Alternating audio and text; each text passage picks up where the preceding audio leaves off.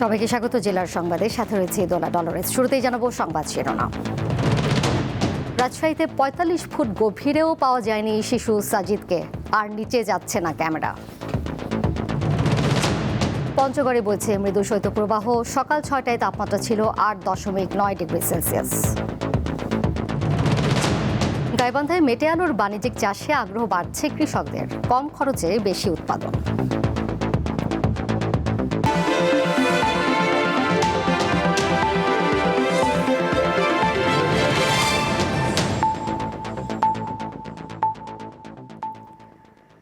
রাজশাহীর তানোরে পরিত্যক্ত কূপে পড়ে যাওয়া ২ বছরের শিশু সাজিদকে এখনও উদ্ধার করা সম্ভব হয়নি।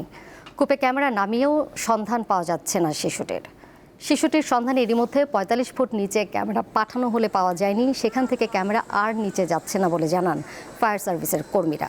বুধবার দুপুর ১:১টার দিকে উপজেলার পাচন্দর ইউনিয়নের কোয়েলহাট পূর্বপাড়া গ্রামের একটি সরু গর্তে পড়ে যায় শিশুটি।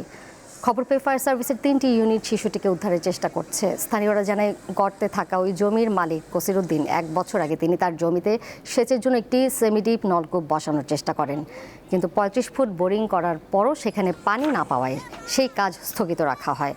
বুধবার দুপুরে নিখোঁজ সাজিদের মা ওই মাঠে ধানের খড় নিতে গেলে খেলতে খেলতে সাজিদ গর্তে পড়ে যায়।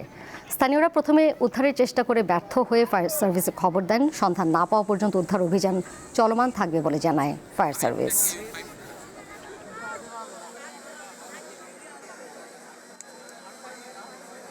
স্পর্শকাতর একটা বাচ্চা একটা ৬ থেকে ৮ ইঞ্চি একটা হোলের মধ্যে পড়ে গিয়েছে। তো এইটা আসলে তাকে তার সার্ভাইভেবিলিটি হিসাব করে তাকে ঠিক রেখে অপারেশনটা পরিচালনা করা অবশ্যই একটা সময় সাপেক্ষ বিষয়। সুড়ঙ্গ করে তারপরে তার ওই পয়েন্টে পৌঁছাতে হয়। এটা এখন এটা একটা এমন একটা ভারী কোনো যন্ত্রপাতি অথবা ভারী কোনো এক্সকাভেটর অথবা হেভি কোনো ইকুইপমেন্ট যেটা ভাইব্রেট সৃষ্টি করতে পারে, মাটির গঠনকে নষ্ট করে দিতে পারে অথবা মাটি চাপা পড়তে পারে, এগুলো আমরা খেয়াল রেখে কাজ করি। এ বিষয়ে সবশেষ তথ্য জানাতে ঘটনাস্থল থেকে সরাসরি যুক্ত হয়েছেন সহকর্মী ইউসুফ আদনান। তার কাছে যাচ্ছি। আদনান, ঘটনার প্রায় ২৮ ঘন্টা হতে চলল। শিশু সাজিদের অবস্থানের বিষয়ে নতুন কোনো অগ্রগতি কি রয়েছে কিনা জানাবেন। ফায়ার সার্ভিসের কর্মীরা তো গতকাল থেকে নিরলসভাবে প্রচেষ্টা চালিয়ে যাচ্ছেন, সবশেষ কি পরিস্থিতি দেখতে পাচ্ছেন?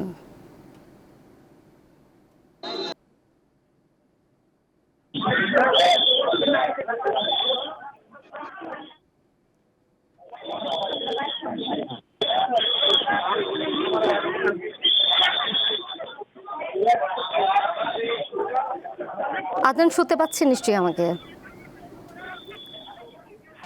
ঠিক এই মুহূর্তে উদ্ধার অভিযানের সবশেষ খবর আমাদেরকে জানাবেন বিস্তারিত।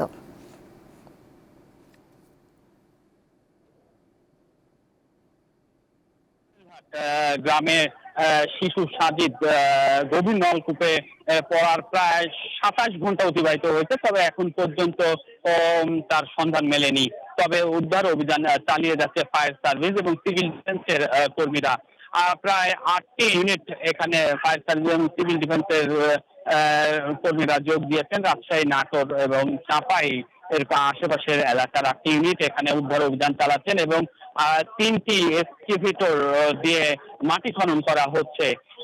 প্রায় ৪৫ ফিট মাটি খনন করা হয়েছে, তবুও তার এখনো সন্ধান পাওয়া যায়নি। এবং আমরা এখানে দেখেছি যে ফায়ার সার্ভিস এবং সিভিল ডিফেন্সের যিনি ঢাকার থেকে operation director lieutenant colonel Samit Uddin এসেছিলেন। তিনি এসে পরিদর্শন করেছেন এবং দেখেছেন এবং তিনি ফায়ার সার্ভিস কর্মীদেরকে নির্দেশনা দিয়েছেন যাতে দ্রুত এবং জীবিত শিশুটি উদ্ধার করা যায় সে বিষয়ে দেখার জন্য তিনি বলেছেন। এছাড়াও এখানে স্থানীয় প্রশাসনের পক্ষ থেকে কাজ করা হচ্ছে এবং তারাও এখানে রয়েছেন যাতে যায় এ বিষয়ে। এখানে আমরা দেখেছিলাম যে মেডিকেলের টিম রয়েছে, তার পাশাপাশি এখানে একটি অ্যাম্বুলেন্স রাখা হয়েছে। যখনই উদ্ধার করা হবে শিশুটিকে তখনই যাতে দ্রুত চিকিৎসা দেওয়া হয় সে বিষয়ে। এবং আমরা যেটা জানতে পেরেছিলাম যে গতকাল ফায়ার সার্ভিসের পক্ষ থেকে বলা হয়েছিল যে মাটির যে গভীর নলকূপের যে তল রয়েছে সেখানে ফায়ার সার্ভিসের যে ক্যামেরা রয়েছে, ক্যামেরার মাধ্যমে জানানো হয়েছিল 40 থেকে 45 ফিট গভীরে আসলে শিশুটি রয়েছে, কিন্তু আজ আমরা দেখতে পাচ্ছি যে 45 ফিট খনন করার পরও তা শিশু ও সাজিদকে মিলছে না। আরো গভীরে পাইপের তলদেশ পর্যন্ত আসলে অভিযান চালিয়ে যাবে ফায়ার সার্ভিসের কর্মীরা এমনটি জানিয়েছেন, এবং আমরা দেখছি যে দ্রুত গতিতে আসলে উদ্ধার অভিযান চালানোর চেষ্টা করছে, এবং এখানে 3টি এক্সকেভেটর মেশিন দিয়ে আসলে মাটি খনন করে কাজ চলছে। এবং আমরা যদি একটু বিষয় জানিয়ে রাখি যে গতকাল দুপুরের দিকে শিশু সাজিদ তার মায়ের সাথে এই কোয়েলহাটে এই মাঠ দিয়ে যাচ্ছিল, তখনই এই যে পরিত্যক্ত একটা গভীর নলকূপ এই গভীর নলকূপের মধ্যে আসলে পড়ে যায়। এই নলকূপটি এই একই গ্রামের কোয়েলহাট গ্রামেরই কোসরুদ্দিন নামের এক ব্যক্তি তার ফসলি জমিতে সেচ কাজের জন্য আটটা পাইপ বসিয়েছিলেন, যাতে বা 110 ফিটের মতন তিনি খনন করার পরও পানি না পাওয়ার ফলে তিনি পাইপটি নিয়ে যায় এবং এখানে একটি গর্ত হয়ে থাকে। পরে তিনি আসলে মাটি দিলেও বর্ষার কারণে গর্তের মুখটি আবারও জেগে যায় এবং এই মুখেই আসলে শিশু সাজিদ পড়ে যায়। পড়ার পরই কালকে আমরা দেখেছিলাম যে দুপুর থেকে স্থানীয় এলাকাবাসী উদ্ধারের চেষ্টা করে যখন ব্যর্থ হয়, তখন বিকাল 4টার দিকে ফায়ার সার্ভিস এবং সিভিল ডিফেন্সের শিশু সাজিদকে উদ্ধারে এখনও অভিযান চলমান রয়েছে এবং এ বিষয়ে সবশেষ খবর জানাচ্ছিলেন রাজশাহী থেকে সহকর্মী ইউসুফ আদনান। পরের প্রসঙ্গে যাচ্ছি। সর্বোত্তরে জেলা পঞ্চগড়ের ওপর দিয়ে বইছে মৃদু শৈত্যপ্রবাহ। সকাল 6টায় জেলায় সর্বনিম্ন তাপমাত্রা 8.9 ডিগ্রি সেলসিয়াস রেকর্ড করেছে তেঁতুলিয়া আবহাওয়া অফিস। উত্তরের আরেক জেলা কুড়িগ্রামেও জেঁকে বসেছে শীত। এতে জনজীবন অনেকটাই স্থবির হয়ে পড়েছে, দুর্ভোগে পড়েছেন নিম্ন আয়ের মানুষ। ভোর 6টায় জেলায় সর্বনিম্ন তাপমাত্রা রেকর্ড করা হয় 8 ডিগ্রি সেলসিয়াস। তবে নওগাঁর তাপমাত্রা কিছুটা বেড়েছে। সকাল 9টায় সর্বনিম্ন তাপমাত্রা 13 ডিগ্রি সেলসিয়াস পরিমাপ করা হয়। গাইবান্ধায় বাণিজ্যিকভাবে চাষ হচ্ছে মেটে আলু। স্বল্প খরচে উৎপাদন বেশি হয় লাভজনক এই চাষে কৃষকের আগ্রহ বাড়ছে। বাজারে ভালো চাহিদা থাকায় মেটে আলু জেলার গণ্ডি পেরিয়ে যাচ্ছে রাজধানী সহ বিভিন্ন স্থানে। একসময় বাড়ির উঠানে কিংবা পরিত্যক্ত জমিতে পারিবারিক চাহিদা পূরণের জন্য চাষ করা হতো মেটে আলু। লাভজনক হওয়ায় এখন তা বাণিজ্যিকভাবে চাষ করা হচ্ছে। গাইবান্ধার কৃষকরা শীতকালীন সবজির সাথে চাষ করছেন মেটে আলু। এবছর আবহাওয়া অনুকূলে থাকায় জেলার 150 হেক্টর জমিতে মেটে আলু চাষ হয়েছে। বিঘা প্রতি 8 থেকে 10 হাজার টাকা খরচে আলু উৎপাদন হয়েছে 65 থেকে 70 মণ। বাজারে প্রতি কেজি আলু 35 থেকে 40 টাকায় বিক্রি হচ্ছে। এখানে অল্প পুঁজি বিনিয়োগ করলে অধিক লাভবান হওয়া যায়। 1800 গেছি, আর আগে ফির বিক্রি করছি 2100-2200 পর্যন্ত বিক্রি করছি। চট্টগ্রাম বা ঢাকার পার্টিরা আসে, ওরা এখান থেকে কিনে নিয়ে যায়, ওখানে বিক্রি করে। মাটির নিচ থেকে আলু তোলার কাজ করছেন গ্রামের নারীরা। দিনে 200 বা 300 এরকম করি, আর বেশি হয় না। যেদিন বেশি করি সেদিন 5-6 মণ হয়, আর যেদিনে কম করি সেদিনে কম হয় 2 থেকে 3 মণের মতো। সংসারে সহযোগিতা হচ্ছে তো 5-7 মণ করে আলু বাঁচি আর পাই। জেলা কৃষি সম্প্রসারণ অধিদপ্তরের এই কর্মকর্তা বলেন, মেটে আলু চাষ সম্প্রসারণ করতে কৃষকদের সব ধরনের পরামর্শ দিচ্ছে কৃষি বিভাগ। 1 টাকা এখানে ইনভেস্ট করলে প্রায় 60 টাকা লাভ হয়। স্থানীয় পর্যায়ে যে মূল্যটা পান প্রায় তারা 1200 টাকা 1300 টাকা পর্যন্ত প্রতি মণ বিক্রি হয়। বিশেষ করে ঢাকা সহ দেশের বিভিন্ন জেলায় এই মেটে আলু আমরা সাপ্লাই করে থাকি, বিশেষ করে সাদুল্লাপুর উপজেলা থেকে। তিনি জানান, রোপণের পর থেকে 6 মাসের মধ্যে পুষ্টিগুণ সমৃদ্ধ এই ফসল ঘরে তোলা যায়। সাদিয়া চৌধুরী, দীপ্ত, বার্তা কক্ষ। এবার কেওয়াই স্টিল চট্টগ্রাম সংবাদ।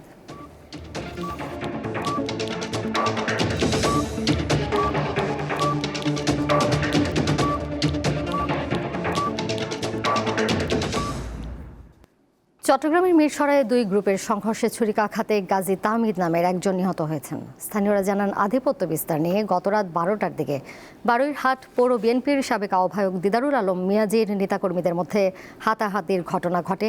পরে নেতাকর্মীরা দেশীয় অস্ত্র নিয়ে হামলা করলে বেশ কয়েকজন আহত হয়। পরে হাসপাতালে নেওয়ার পথে মোহাম্মদ তাহমিদুল্লাহ নামে একজনের মৃত্যু হয়। পুলিশ জানায় এই ঘটনায় দ্রুত তদন্ত করে আইনগত ব্যবস্থা নেওয়া হবে।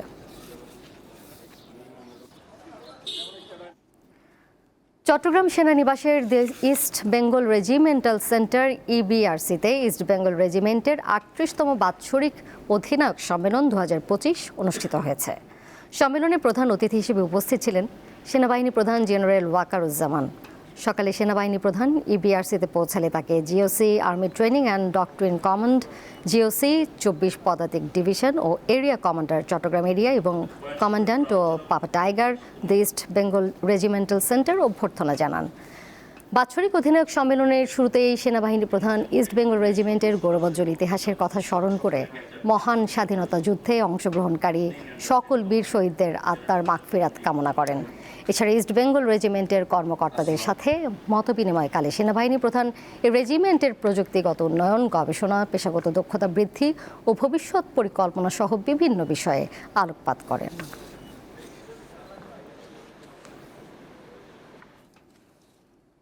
পার্বত্য চট্টগ্রাম নিয়ে সংকট সমাধানে একটি জাতীয় সমাধান প্রয়োজন বলে মন্তব্য করেছেন সিপিডির ফেলো ডক্টর দেবপ্রিয় ভট্টাচার্য। দুপুরে নাগরিক প্ল্যাটফর্মের প্রাক নির্বাচনী উদ্যোগ আঞ্চলিক পরামর্শ সভা শেষে সাংবাদিকদের তিনি কথা বলেন। এ সময় দেবপ্রিয় ভট্টাচার্য বলেন, পার্বত্য চট্টগ্রামে এমন একটি পরিস্থিতি বিরাজ করছে যার জন্য একটি জাতীয় সমাধান প্রয়োজন। এই সমাধানের পথরেখা নির্বাচনী ইশতেহারে রাজনীতিবিদদের প্রতিশ্রুতি দিতে হবে। আঞ্চলিক এই পরামর্শ সভায় শিক্ষক, আইনজীবী ও নারী অধিকার কর্মী সহ নানা শ্রেণী পেশার মানুষ অংশ নেন।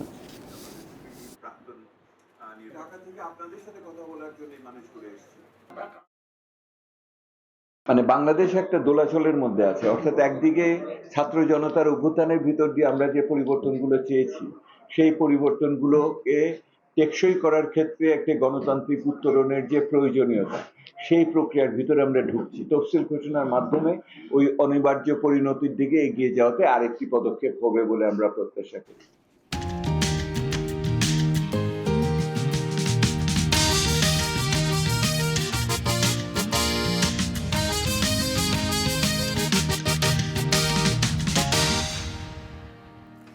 মুক্তিযুদ্ধের ইতিহাসে 11 ডিসেম্বর গুরুত্বপূর্ণ ঘটনাবহুল একটি দিন।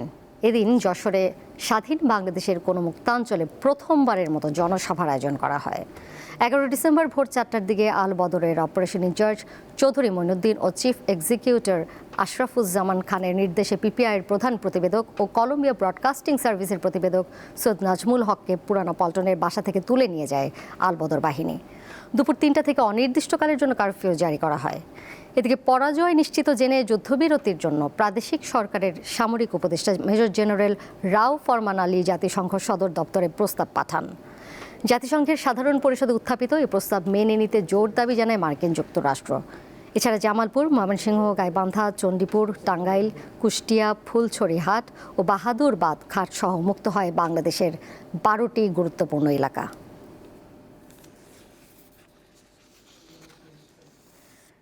জামালপুরের সরিষাবাড়িতে র্যাব সদস্যের স্ত্রীকে হত্যা করে স্বর্ণালংকার চুরির ঘটনা ঘটেছে।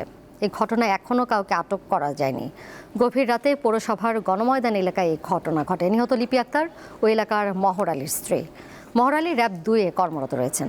পুলিশ জানায় রাত আনুমানিক 1টা থেকে 4টার মধ্যে জেনারেল গ্রিল কেটে ঘরে প্রবেশ করে চোর, কিন্তু বিষয়টি টের পেয়ে যায় লিপি আক্তার।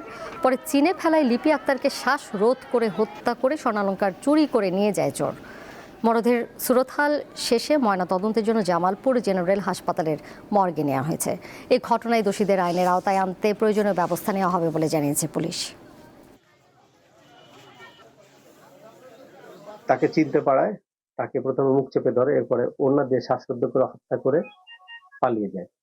আমরা ভিকটিমের লাশ উদ্ধার করেছি, ময়নাতদন্তের জন্য পাঠিয়েছি, আইনগত ব্যবস্থা নিচ্ছি এবং আসামিদের গ্রেপ্তার জন্য অভিযান চলছে। শেষ করব জেলার সংবাদ, যাবার আগে শিরোনামগুলো জানিয়ে দেব আরও একবার।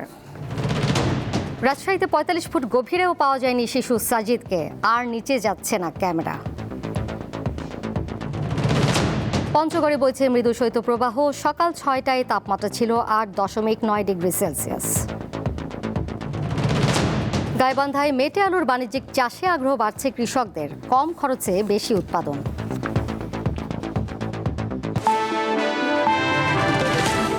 এই ছিল এখনকার মতো। এরপর আমন্ত্রণ রইল দীপ্ত স্পোর্টসে। এতক্ষণ সাথে থাকার জন্য ধন্যবাদ সবাইকে।